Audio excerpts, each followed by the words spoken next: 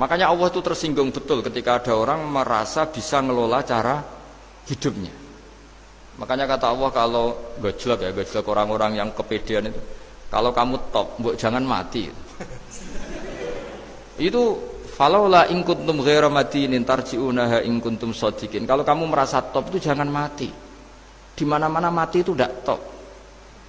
Falaula idza balaghatil hulqum wa antum khina idzin tanjurun. Mbok ketika nyawa kamu sudah sampai kerongkongan, kamu tarik lagi supaya kamu tidak mati. Mati itu tidak top. Katanya kamu top kok mati.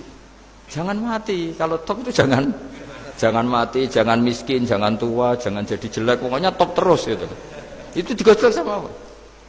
Tapi orang itu lupa bahwa ketika sehat begini kita seakan-akan ngelola kehidupan.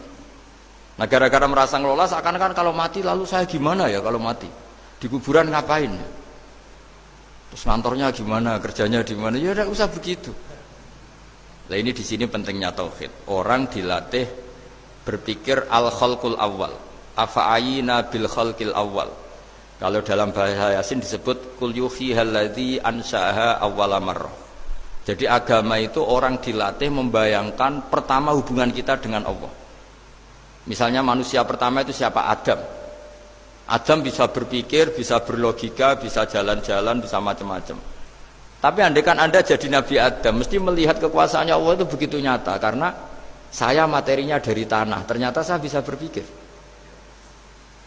Betapa kudrohnya Allah, kekuasaan Allah, tanah yang benda mati bisa berpikir. Sekarang jadi saya.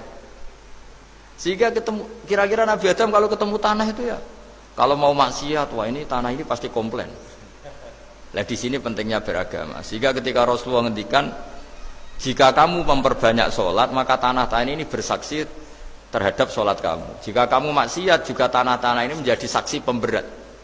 Itu kamu tidak jagal sama sekali, karena manusia pertama yang bernama Adam yang bisa berpikir itu materinya dari tanah. Jika kita tidak janggal ketika tanah disetatuskan bisa bersaksi. Tapi setelah kamu berpikir tanah itu bisa dicangkul, bisa dijadikan berhala, dijadikan kendi, dijadikan macam, seakan-akan tanah itu ya benda yang tidak penting. Tapi Nabi itu beda dengan kalian.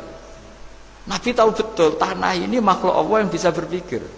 Sehingga Nabi yang ngedikan kalau kamu sholat sunat atau beribadah sebaiknya jangan di tempat yang sama, biar yang menyaksikan kamu sholat itu banyak. Kita mungkin kan masa bumi bisa bersaksi. Tapi andaikan Anda Nabi Adam itu tidak akan janggal seperti itu, karena dia tahu materinya dari tanah dan ternyata jadi mata yang bisa melihat, jadi telinga yang bisa mendengar. Makanya Allah selalu mengingatkan, ingatlah al-khalqil awal, afayina bil khalqil awal. Karena khalqil awal ini yang menjadikan fitrah beragama yang baik. Sehingga ketika orang Yahudi bilang nggak mungkin Nabi Isa itu nggak anak zina, wong ibu kok tanpa bapak, anak kok hanya ada ibu tanpa bapak. Allah cara menjawab, inna masalah Isa intawoy kamasali Adam. Jika kamu protes ada Isa karena tanpa bapak, ya protes dengan Nabi Adam, tanpa ibu, tanpa bapak. Nah, ini diingatkan al-khalqil awal. Makanya Yasin bilang, kul yuhihal ladzi ansha'aha awwala marrah. Awwala marrah itu kamu harus berpikir ketika hubungan kamu sendiri dengan Allah zaman sebelum ada semua. Jadi misalnya alam raya ini, bumi sebesar ini, masa suatu saat terus hilang, hancur, nggak berbekas. Ingat saja, bumi ini mulai dulu ya nggak ada. Diadakan oleh kekuatan besar yang super ada, yaitu Allah Subhanahu Wa Taala. Nah di sini kenapa faham-faham ateis itu hilang di dunia. Meskipun ada itu karena saking mungkin kurang peradaban. Makanya guru-guru kita mulai zaman Nabi Adam sampai sekarang itu cara berpikir sederhana.